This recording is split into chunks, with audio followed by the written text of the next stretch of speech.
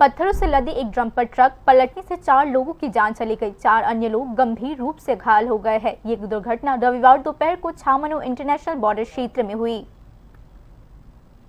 रविवार दोपहर को त्रिपुरा में एक दुखद दुर्घटना देखने को मिली। छामनू सीमा क्षेत्र में पत्थरों से लदी एक डंपर ट्रक पलट गई। 4 लोग वाहन और पत्थरों के नीचे दब गए और उनकी मौके पर ही मौत हो गई। 4 अन्य गंभीर रूप से घायल हो गए। रविवार दोपहर को दुर्घटना के बाद बीएसएफ की 173वीं बटालियन के जवानों ने तुरंत बचाव अभियान शुरू कर दिया। पत्थरों को हटाने के बाद कई शवों को बाहर निकाला गया। पीड़ितों को बीएसएफ के वाहनों में अस्पताल पहुंचाया गया।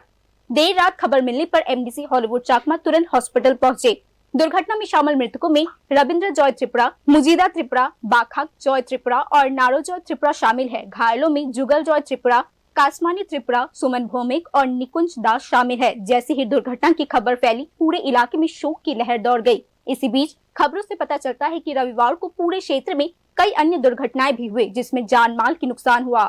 Bureau report, news now.